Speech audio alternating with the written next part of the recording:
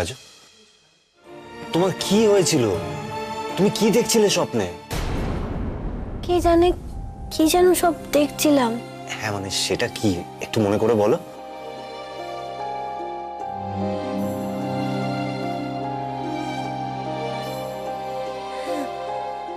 কারা যেন বিয়ে করছিল। বিয়ে? কারা? মানে কিরকম দেখতে? তাদের মুখটা দেখতে পেয়েছো? কোন জায়গা?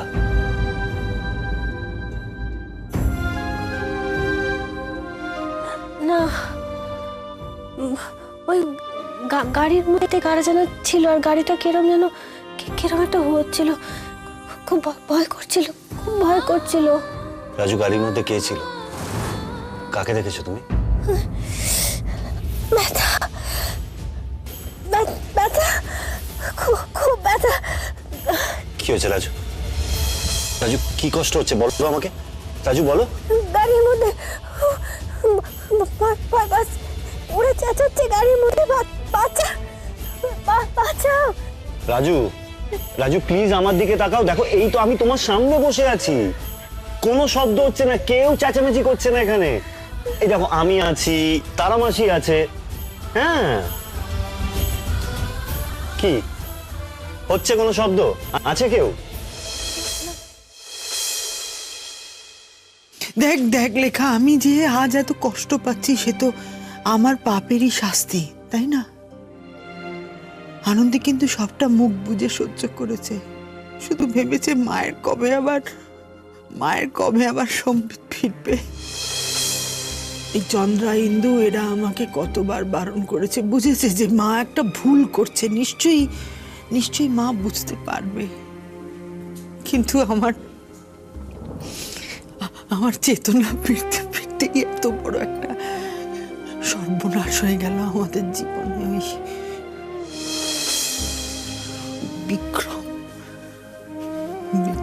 বিক্রম ঢুকে পড়লো আমাদের জীবনে। মা, আমরা কেউ একা নই।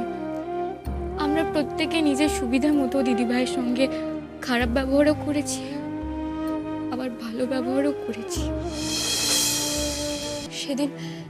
সেদিন দিদিভাই না থাকলে আমাকে কেউ জেল থেকে ছাড়াতে পারতো না। শুভময় স্যারেরও শাস্তি হতো না কখনো। হিন্দু, তুই শুধু তোর কথা বলছিস, আর আমি তো দিদিভাইয়ের উপর সবটা ছেড়ে দিয়েছিলাম। যেদিন আমি সৌনককে আমার মনের কথা জানিয়েছিলাম, ও তো আমাকে পাত্তাও দেয়নি।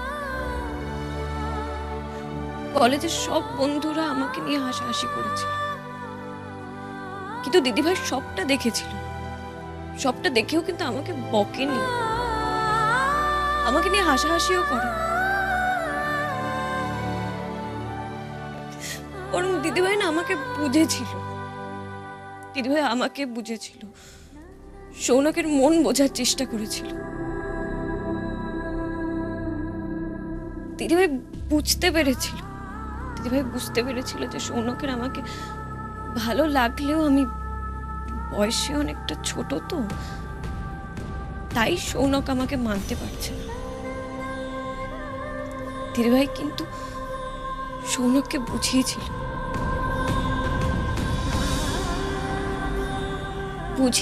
যে কোনো সম্পর্কে বয়সটা ম্যাটার করে না। অথচ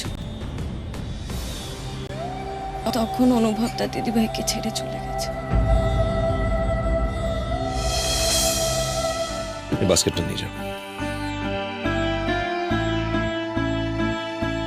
অনুভব, এসো ভেতরে এসে বসো।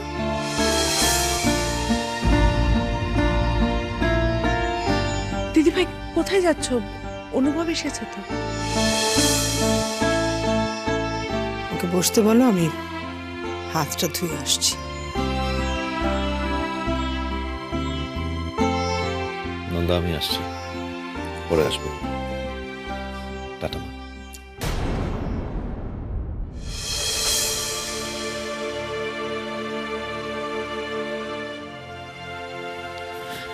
দিদিভাই, অনুভব চলে গেছে। দিদিভাই তুমি এরকমটা কেন করো বলো তো? মায়া হয় না তোমার ছেলেটাকে দেখে? না, মায়া হয় না। ও আমার মেয়েটাকে দিনের পর দিন কষ্ট দিয়েছে, দিনের পর দিন। এখন হয়তো ও বুঝতে পারছে যে এইটাও না করলে হয়তো ভালো হতো, কিন্তু এটা যদি ও আগে বুঝতে পারতো তাহলে আমার মেয়েটা বেঁচে থাকতো, আমাদের আজকে এই দিন দেখতে হতো না। মা, দিদি ভাইয়ের একটা অ্যাক্সিডেন্ট হয়েছিল, আর ওদের মধ্যে সমস্ত প্রবলেম মিটে যাওয়ার পর হয়েছিল অ্যাক্সিডেন্টটা।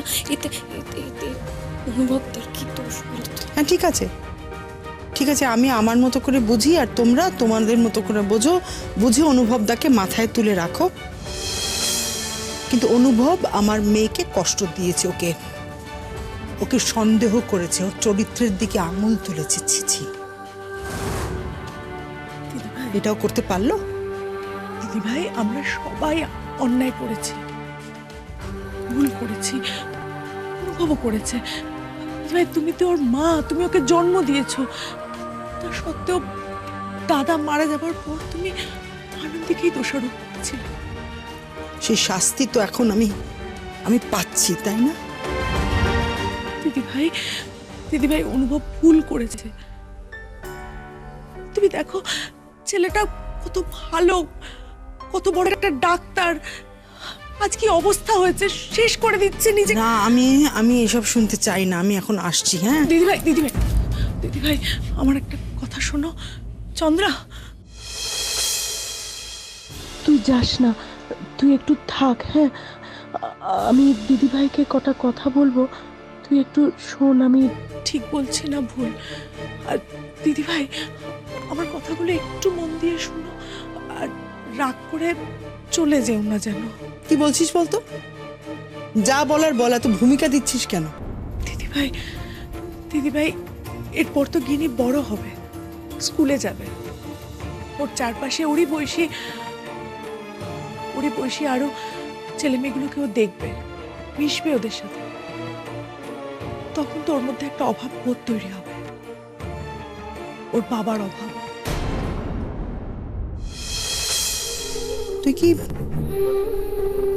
তুই কি নন্দার সঙ্গে অনুভবের? হ্যাঁ দিদি ভাই, আমি সেটাই বলছি। হ্যাঁ, আমি মানছি যে আনন্দী মারা গেছে, 6 মাসও হয়নি, তারপরেও আমি এই কথাটা বলছি। না, তোর কি মাথা খারাপ হয়ে গেছে ছোট?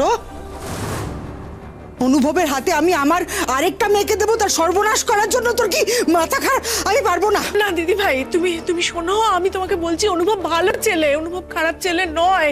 আর আমি দেখেছি যে গিনিকে নিয়ে অনুভব আর আমাদের নন্দার একটা সুন্দর বোঝাপড়া তৈরি হয়ে গেছে। গিনিকে অনুভব পাগলের মতো ভালোবাসে, আর গিনিও অনুভবের কাছে নিজের বাবার স্নেহটা পায়। দিদি এটা তোকে কে বলেছে বলতে? এটা নন্দা তোকে বলেছে না আমাকে বলতে? হ্যাঁ, মেয়েটা আমাকে কোনোদিন কোনো শান্তি দিল না।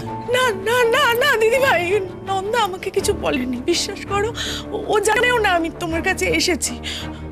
আমি বলছি যে নন্দা আর অনুভবের মধ্যে যদি একটা সম্পর্ক তৈরি হয়, ওরা যদি নিজেদের মধ্যে একটা বোঝাপড়া করে নেয়, তাহলে আমাদের গিনিটা ভালো থাকবে গো। আর গিনির দায়িত্বটা পেলে অনুভবও হয়তো সুস্থ স্বাভাবিক একটা জীবন পাবে। দিদি ভাই আমার কথাটা শোনো, আমি তোমার কাছে হাত জোড় করছি। দিদি ভাই, আমি তোমার পায়ে পড়ছি, আমার কথাটা শোনো। আমি তোমাকে বলছি যে গিনি অনুভবের কাছে ওর বাবার স্নেহটা পায়। কই আমাদের অপুর কাছে তো ওরকম শান্তিতে থাকে না যতটা অনুভবের কোলে গেলেও থাকে। দিদি ভাই, অনুভবের প্রতি তোমার যত রাগ, অভিমান, সবকিছু একটু দূরে ঠেলে দাও না।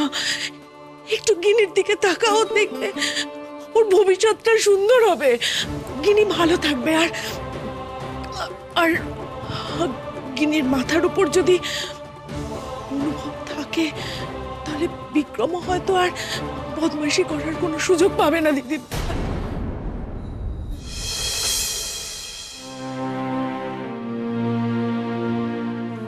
This is unfair, very much unfair আহমদি। ঠিক করলি না তুই।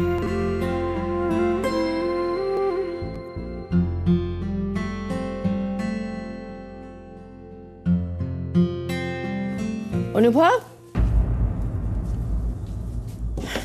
চল খাবি চল। না, আমি বাইরে থেকে খেয়ে এসেছি, এখন কিছু খাবো না আর। আচ্ছা বেশ, বলছি গিনি কেমন আছে রে? ভালো আছে এখন? ওইটুকুনি বাচ্চা তো, একদিন জ্বর হয়, পরের দিন আবার ঠিক হয়ে যায়, ওই আর কি। সে তো জানি, কিন্তু নন্দাটা বড় চিন্তা করছে জানিস। কালকে ফোন করেছিলাম তখন বুঝলাম, আসলে মা তো বাচ্চাটার জন্য খুব টেনশন করে। স্বাভাবিক। বলছি হ্যাঁ রে, বিক্রমের খবর কিছু জানিস? না, আমি তার কোনো খবর জানি না আর জানতেও চাই না, জানা দরকারও মনে করি না। ওকে নিয়ে কথা বলা মানে সময় নষ্ট করা। কিন্তু দেখ, নন্দা আর গিনির জীবনে ওই সব থেকে বড় অশান্তির কারণ হয়ে গেছে। ছেলেটা যে কি চায়, কেন গিনিকে কেড়ে নিতে চায় কিচ্ছু। গিনির গায়ে হাত দিয়ে দেখুক না, আমি হাতটাই কেটে দেবো ওর। তাই বুঝি? তা সেটা তুই করবি কোন অধিকারে? বিক্রম আর নন্দার ডিভোর্স হয়ে গেছে ঠিকই, কিন্তু মনে রাখিস বিক্রমই কিন্তু গিনির বাবা। তোমার কি মনে হয় বলো তো? ও গিনির বাবার কর্তব্য পালন করবে বলে গিনিকে নিয়ে যেতে চাইছে নিজের কাছে? কখনোই না। ওর মতো একটা শয়তানকে আমি খুব ভালোভাবে চিনি। ও শুধু শুধু নন্দার উপরে প্রেশার ক্রিয়েট করতে চাইছে, নন্দাকে ভয় দেখাচ্ছে। তো সে ভয় থেকে নন্দাকে তুই তো বাঁচাতে পারিস। বাঁচাবো তো, 100 বার বাঁচাবো। কেউ ডাকুক না ডাকুক, গিনিকে যে কোনো খারাপ লোকের কাছ থেকে বাঁচাবার জন্য, যে কোনো বিপদ থেকে বাঁচাবার জন্য আমি প্রথমে গিয়ে দাঁড়াবো। হ্যাঁ, আমিও তো সেটাই চাই, কিন্তু সেটা তুই তোর নিজের অধিকার থেকে কর। কি বলতে চাইছো? মানে আমি বলতে চাইছি, তুই গিনিকে বাঁচাতে পারিস গিনির বাবা হয়ে। কি দেখছিস ওইভাবে? আমি যা বলছি অনেক ভেবেচিন্তেই বলছি। তোর আর নন্দার বিয়েটা করে নেওয়া উচিত, অন্তত গিনির মুখ